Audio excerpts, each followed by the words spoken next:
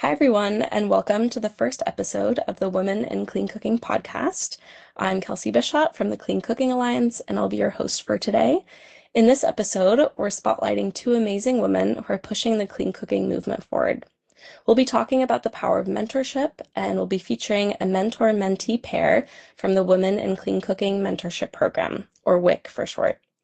WICC is a powerful program that provides mentorship and professional development for women in early and mid-management positions, entrepreneurs, and many others in the clean cooking ecosystem.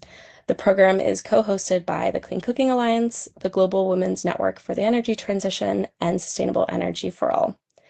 It's now in its fourth year, and we've already supported over 240 young women around the world. Programs like this really create pathways for women to not only enter the sector, but really to also thrive, innovate, and lead. So now I'm really excited to introduce to you two incredible women who bring both experience and fresh energy to the clean cooking movement. First, we're joined by Nitisha Agrawal. She's currently a mentor in the WICC program, and fun fact, she was also part of the first cohort as a mentee.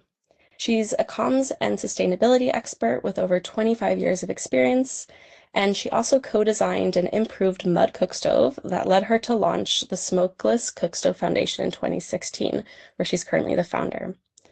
And with her is her mentee, Dorothy Kerubo. Dorothy works in marketing at Ecobora, a Kenyan-based company that produces solar-powered cookstoves for schools, hospitals, and other large institutions. She has a strong background in marketing and communications, and she's passionate about promoting clean energy alternatives in her community. So today we'll be diving into Dorothy and Nitisha's journeys as a mentor and mentee, what they've learned from each other, how the program has shaped their perspectives, and what advice they'd give to other women navigating this field. So let's jump in. So first, to get us started, could you each introduce yourself, just tell me your name, what you're currently working on, and where you're based? Nitisha, if you want to go first. Yes. Hi, Kelsey, and hi, Jennifer, and hi, Dorothy. Hi, everyone. Thank you so much for introducing this podcast series. And it is a fun way to reach out to women who aspire to be in clean cooking. I'm Nitisha. I'm based in Mumbai, India. I am a co-founder. I co-founded social enterprise Himalayan Rocket Stove, and along with that, I set up my own foundation, which is Smokeless Cookstove Foundation.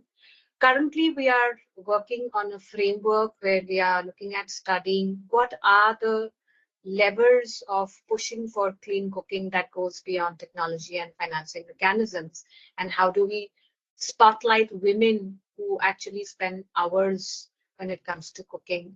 What are their aspirations, and how does the whole cooking phenomena sit with the whole wellness piece? So that is what Smokeless Cookstove Foundation is currently working on, is to look at gender piece, look at the health piece, look at the emotional and wellness piece, look at the kitchen infrastructure and ecosystem piece, and then we come back to cookstoves.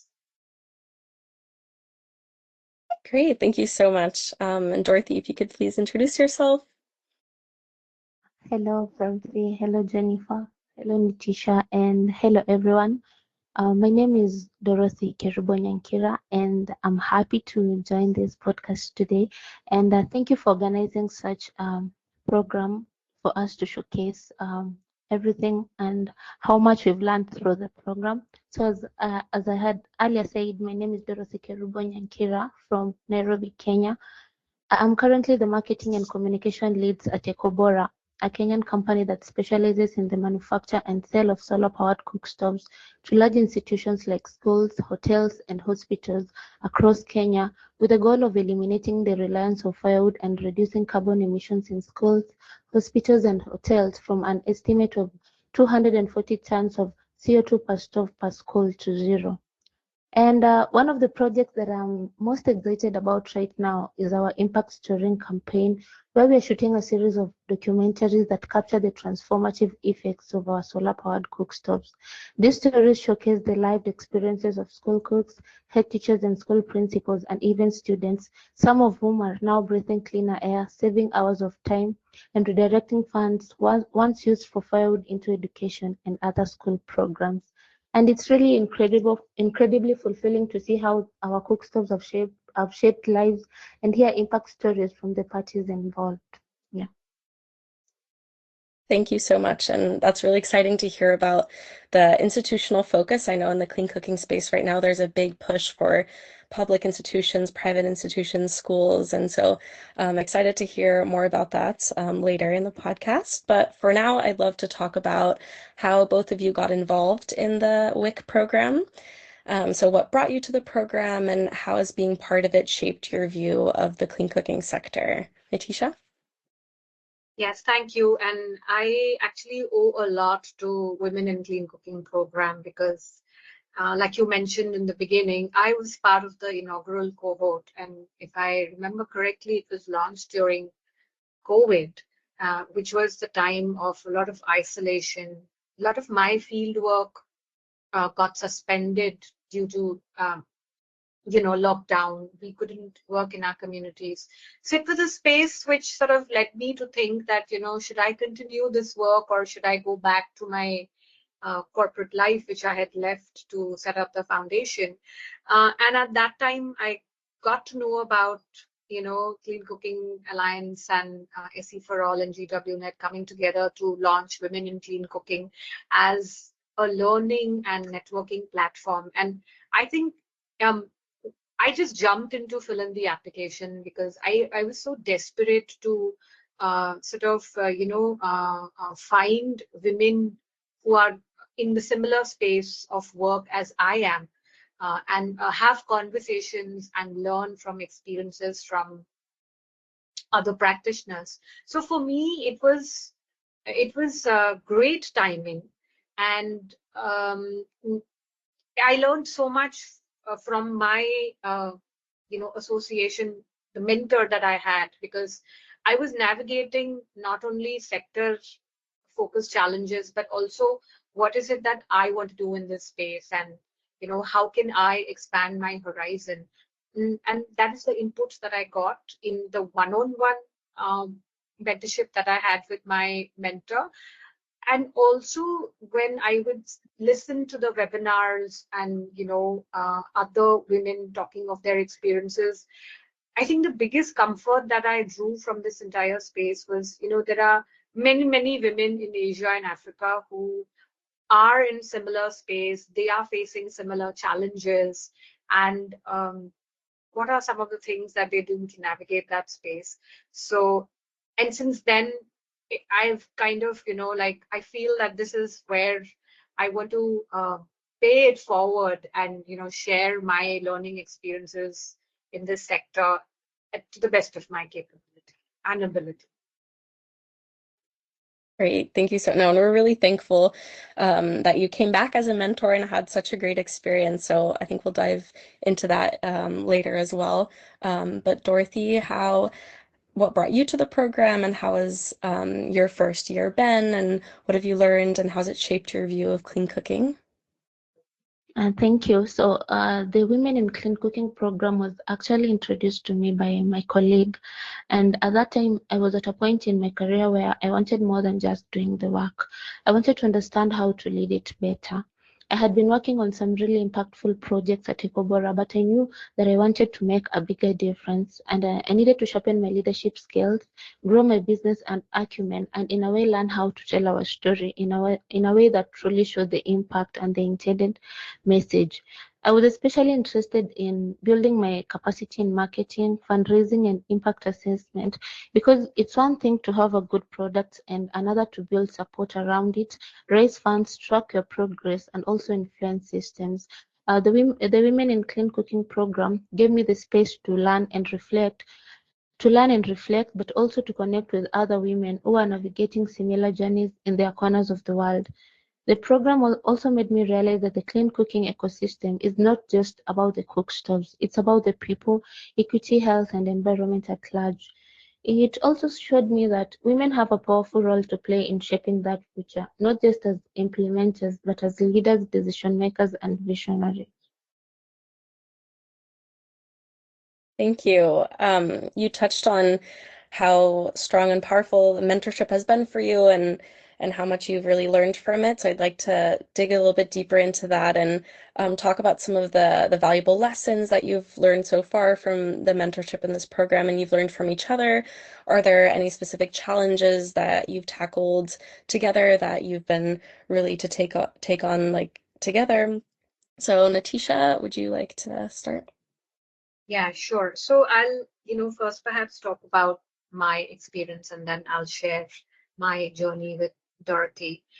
So since I founded my own organization, I think, any founder's dilemma is how do we keep the organizational growth uh, aligned to what the purpose of the organization is. And when I started my mentorship journey, I was actively involved with even the social enterprise that I helped co-found, um, along with my foundation. So it was very challenging for me to look at aspects like funding, look at aspects like, how do we, in the year of COVID, how do we continue to stay, grounded and rooted in the vision of both the organizations? And what does the growth look like for me in the sector? So that's the input that I got from my association with the program through my mentor and her experience. Because, like Dorothy mentioned, I actually realized that women are extremely powerful in this space, but a lot of times they are not in the driver's seat when it comes to decision making or funding or technology, and hence it is important for women to take the leadership roles in clean cooking because it directly impacts us. Whichever geography we belong to or whichever segment we belong to, I think it's an intimate relation that we have with aspects related to cooking, which means that we hold the center stage, and hence we need to hold the center stage when it comes to the entire value chain of clean cooking, right from choice of technology, options in terms of what suits the household best, absolutely going for what is available as the cleanest available opportunity for us. How do we find, financing mechanisms to access that, and also understand how it impacts the life of the women as well as, those around us. So, that holistic perspective of why women in clean cooking itself is so crucial and catalytic. That's the understanding that I got by spending time and talking with my mentor and, actually corporatizing my vision to have the ability to reach out to not just few hundreds, but thousands. And that's the vision that opened up for me during my association as a mentee. And and then this is my third year as a mentor on the program, and every year I feel that the women who come into the program as mentees, they already are so clear about their vision and their commitment to the sector. So it's helpful because it's also learning for me. But also, I think, that's what this program has sort of inspired, that it's not just about working in a particular organization or creating a piece of technology or, setting your own organization. It's the whole ecosystem. So when we interact, Dorothy and I interact, oftentimes I feel that, I think I also need to keep working on those skills as and keep seeing myself as leader in clean cooking. And it's not really like, she working with me. It is us in the collaborative space. And when she shares her stories of her time in the field and the kind of, impact that her work is creating, it's actually very heartfelt for me because, being in different geographies, this is one unifying factor for us, that schools that she works with. I also actually very recently had a chance to work in an institutional project, and for me, the learning is coming from her in terms of the way they work with the community. So, which means that, it's a win-win and it's a collaborative space. And I also feel that, it sort of opens up for a long-term association at many levels. It can be at a personal level, it can be at a professional level, it can be at a collaborative, space. And that's the beauty of this platform. Thanks. I really like what you said about, it being a two-way street, and even though you're the mentor and Dorothy's the mentee, you feel like you're also still every year learning so much from our mentees. So that's really great to hear. And what you said about, that being in two completely different geographies, and of course then the contexts are different. You use different technologies, different households, different fuel types, but even though it might be so different, you still have so many lessons that you're learning from each other, and you can still find so much common ground. So I'm excited to hear from Dorothy about that too. Would you like to add anything to that? Yeah, so I had, as I had earlier on said, when coming into this mentorship, the main thing I wanted to learn was leadership. And one of the biggest lessons I've learned from Nitisha is the power of being intentional with your time, your energy, and your purpose. She taught me that leadership is not always about doing more, but about doing the right thing with clarity and heart. Her ability to listen deeply, ask the right questions, and guide without imposing has really helped me become more self-aware, not just in my work, but in how I show up for others. She also showed me that it's okay to be vulnerable as a leader, and that you do not need to have all the answers. And and one of the most transformative areas, as I've said, we've worked on is leadership development and growth. Early in the mentorship, I was still trying to figure out what kind of a leader I really wanted to be. I had a drive, but I lacked structure and clarity. Nitisha helped me understand that leadership is not just about managing tasks. It's about setting vision, inspiring people, and also growing yourself in the process. She also challenged me to reflect on what leadership means to me professionally and personally, and what kind of a leader I wanted to be. She didn't just talk about it. She gave me practical goals to always work on, like initiating team check-ins, creating space for feedback and constructive criticism, delegating more, which I realized I was not doing that. I was micromanaging my team, researching on role models and their leadership styles, and even carving time for personal reflection. These exercises really helped me get more intentional in how I lead and show up for my team. Thanks, Dorothy. I'm really glad to hear it's been such a positive impact for both of you, and it's been so collaborative. And I'm sure it's nice for Nitisha to hear how much it's really helped you evolve as well. So now I know we've talked a lot about kind of the positive impacts and how much mentorship has really helped both of you, but I'm sure in this sector there have been so many unique challenges and opportunities as well that women specifically face in this sector. Can you each talk a little bit about what you think some of these unique challenges are for women in the sector, and then maybe how WICC has influenced your confidence or your leadership style in addressing these challenges? Nitisha? Yeah. Yes, challenges are a big part of the sector, and I think not just the sector, any sector, modern new age sector, but particularly for me, I'll contextualize it to, geography. While India has a huge problem of people, communities still extremely dependent on fossil fuel-based solutions, and we have the influx of technologies that are available. I think the biggest challenge that I see is lack of apathy in how we approach the problem of clean cooking, because the lens is extremely narrow. It's either a technology on one hand or a financing mechanism or a combination of both at best. But why are certain clean cooking projects not yielding the kind of results that we really want? Because the time is running out now.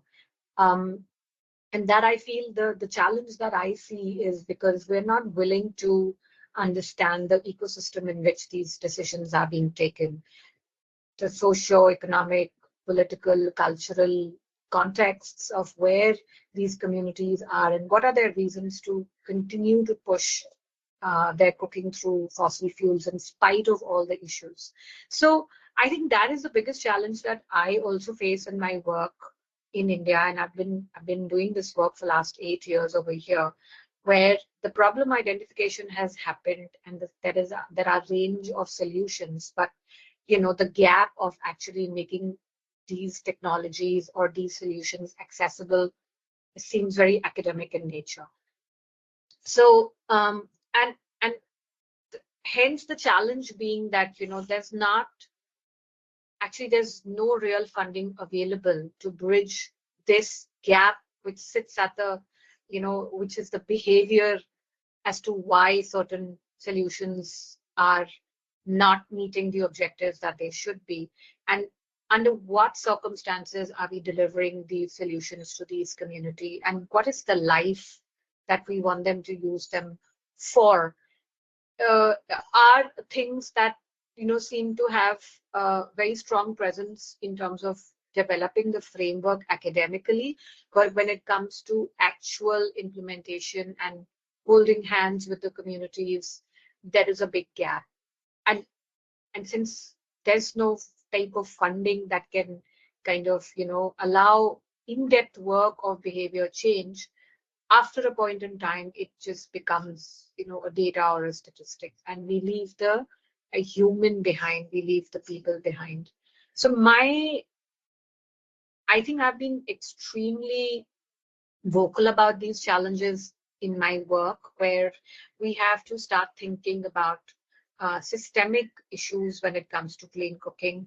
I think, this is the transition, or this is the pivoting point that I am bringing about in my work through the foundation, is where we're not directly talking about a particular type of solution, but we are trying to go deeper into what is the ecosystem in which, this transition can happen successfully and sustainably, and also how does it impact the life beyond just those 2 hours or 3 hours of cooking. I mean, it should be able to transition the welfare of the woman and the household much more than what it seems possible.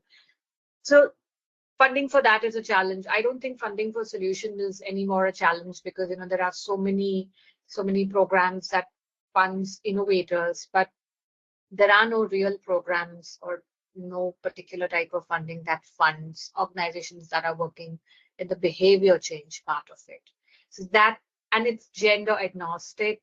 I do believe that, as a woman, being a woman, I have not faced any particular challenge in this sector.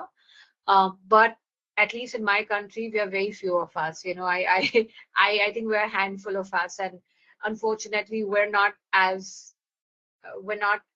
like so cohesive in our vision for clean cooking in India, which is why I rely so much on Women in Clean Cooking program, because at least I feel that, I do have a sisterhood, if not in my country, then outside of it, where I can learn and share. But I think India is too fragmented when it comes to clean cooking, which is a challenge that at least I face in my. Thank you. And I like what you said about the program feeling like a sisterhood and a community. I mean, that's really the ultimate goal of this program, is to create a community for everyone to connect in this space and to lean on each other. So we're happy to hear that. And then Dorothy, just touching on what Nitisha was talking about with challenges around implementation, behavior change, and funding, those sound like common challenges. So is that something that you have felt as well? And were there other kind of challenges that you have experienced as women in the sector?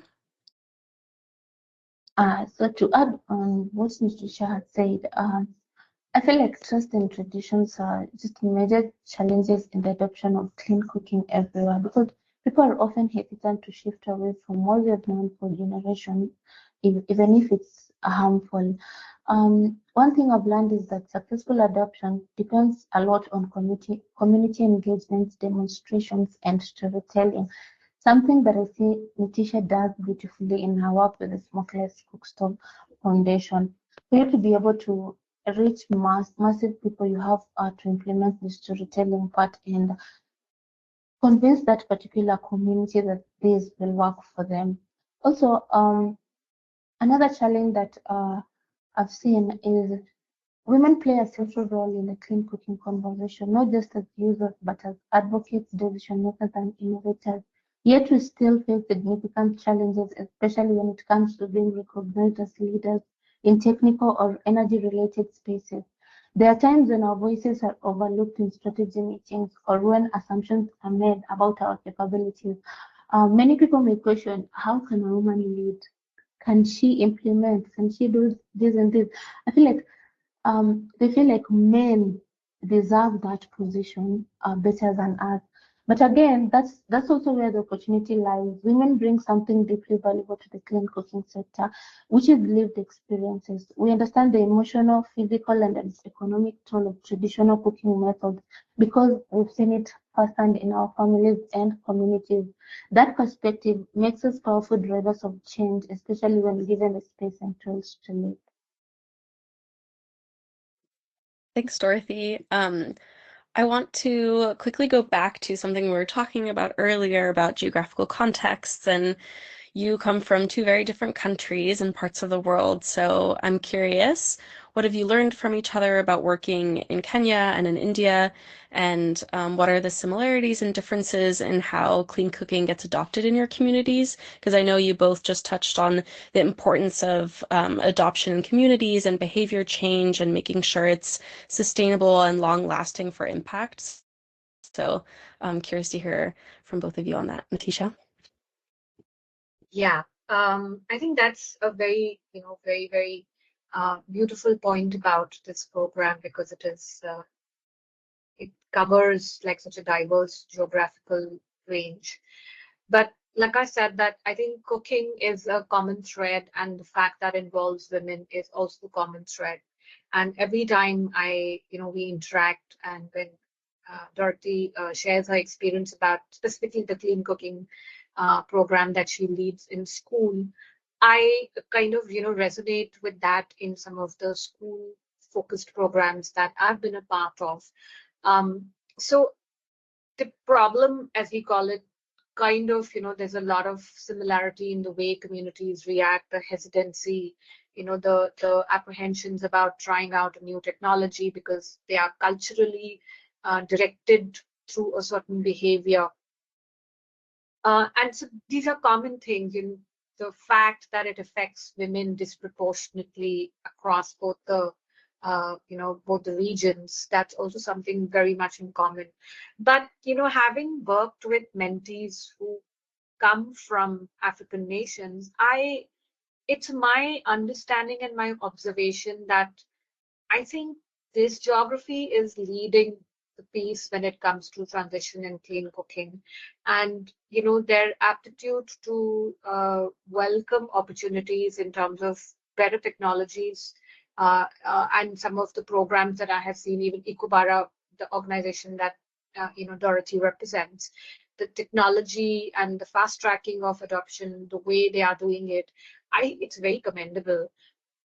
So I feel in India, while we do have a large government program that sort of has helped us at least transition to a large extent, the work in terms of other solutions and other opportunities and making the ecosystem more acceptable to fast tracking these kind of projects in a collaborative manner, that seems to be lacking. And I always feel that there's a lot to learn from programs that, some of the African nations and some of the organizations like Ecobora are implementing on ground as case studies for learning, which for me in India, like I said, it seems to be quite fragmented. So I would, this is something that, I always share as my recommendation, that there should be an opportunity for cross-cultural work between, the program associates, because while we know that we are all working towards access to clean cooking for our communities, but there's a huge amount of learning that we can gain from each other's field and community experiences and possibility of exchange of technologies. I think, because culturally, I feel, barring the type of food that gets cooked, culturally, our tenets are not very different. She spoke about the hesitancy, and we see that in our communities as well. We are still very, very rooted as culture. So that's also something that is quite common between the two regions. But I do feel that, there is a faster adoption of opportunities that I see in work being done by African organizations that I would love to kind of, learn more from. Great. I'm really glad to hear that there's been so much cross-cultural learning. And Dorothy, what has your experience been in that? Like, what have you learned from Nitisha working in India, and how have some of, the challenges or similarities and differences, how have you experienced those? So as Nitisha said, I feel like we have more similarities than we thought because on the point that I said about trust and traditions, I've learned that is a major challenge in India and in Kenya, where people really are really hesitant to adapt the technology. And also, I meant there is a similarity, not a difference. What I noticed is different between Kenya and India, if I'm not wrong, is many clean cooking solutions are introduced through institutional challenges in Kenya, like schools, hospitals, and hotels. While in India, there seems to be more focus on reaching individual households and communities directly. That gave me a new perspective on scale and strategy and how to tailor our approach based on the setting. Um, Also, overall, our cross-learning has helped me realize that clean cooking is a global issue with local realities. We may be working in different geographies, but we're united by common mission to bring dignity, health, and sustainability into the heart of every kitchen. Thanks, Dorothy. Okay, this has been a really great conversation and really great learnings from both of you. And just to kind of finally close out some of our thoughts and some of our discussions, I have one closing question. So I'd like to ask both of you, what would you say to women who might be on the fence about mentorship or joining the WICC program? And is there maybe just one message you'd like to leave for anyone listening who's trying to find their voice or step into leadership in clean cooking? Nitisha? Yes. Well, I have lots to say because, I have such positive experience in both my experiences as a mentee and a mentor. And I would just say that,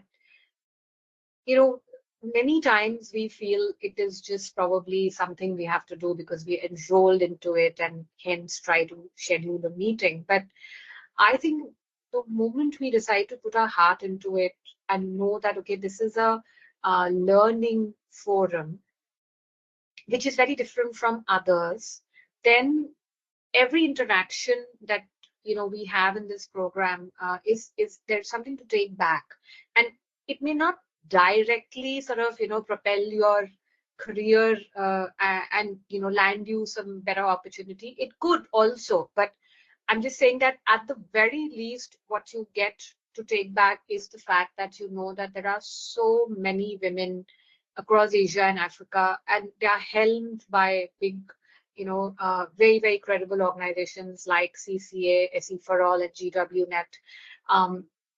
Constant learning through webinars. I actually got opportunities to speak at international forums, including COP, and also share my stories through certain blogs, etc., which otherwise I would not have. And that sort of spotlighted my work at a global level, which I'm very, very grateful for this forum. It also gives me an opportunity to say that I have friends in the sector who I could reach out to in case there is some possible opportunity, collaboration, which is again extremely helpful in this space, because we may be 200, 300 or whatever our numbers are, but sometimes the world feels very small and you don't know where to turn to. But women in clean cooking definitely will have somebody who you can kind of turn to and say that, look, this is what I'm looking for. Would it be possible uh, to kind of discuss this with you? So I would recommend that give it a shot and be true to the process, because the whole mentoring process is about um, being true to it. It can seem daunting because it is about taking that initiative of fixing a meeting and then following up through that meeting, and at times it's not easy. But if you are true to the process, then at the end of the year you feel very, very fulfilled that you had a great experience walking the path with someone, either as a mentee or a mentor, and you learned so much. Thank you so much, Nitisha. Dorothy, anything you'd like to add on closing thoughts? Yes, one thing I'd tell the women who aren't sure whether mentorship is for them is I'd tell them don't hesitate. Mentorship is one of the most powerful gifts you can give yourself. It's not about having someone who tells you exactly what to do. It's about having someone who walks with you, listens and helps you see the strengths and potential you might not fully recognize yet. I used to think I had to figure everything out on my own as a leader, but through mentorship, I've learned that growth doesn't have to be lonely. It's okay to need guidance, and it's more than okay to have someone believe in you until you can fully believe in yourself. So if you're unsure, take that step. You never know how far it may take you and how impactful it may be. And also, one message I'd like to leave to the listeners is uh, I want to say your voice matters, even if it's shapes. Leadership isn't about being perfect or knowing anything. It's about being brave enough to show up, to take up space, to ask hard questions, and to lead with empathy, honesty, and vision. If you're still finding your voice, that's okay. Keep showing up, keep speaking up, even when it's uncomfortable. Because every time you do, you're not just growing yourself, you're making space for others to rise with you. I'm saying all this as a mentee who came into the program to learn about leadership. And for sure, I've learned a lot about leadership. And I thank Nitisha as my mentor. She's been of great help. I always look forward to the monthly mentor-mentee meetings we always have. Thank you, Dorothy. So thank you both so much. It was really great to hear about your unique journeys in clean cooking, and I really think this conversation has just been a testament to why it's so important to be supporting female entrepreneurs like Nitisha and others like Dorothy and our next generation of leaders. So we're really excited to keep the conversation going, so stay tuned for our next episode. Thank you.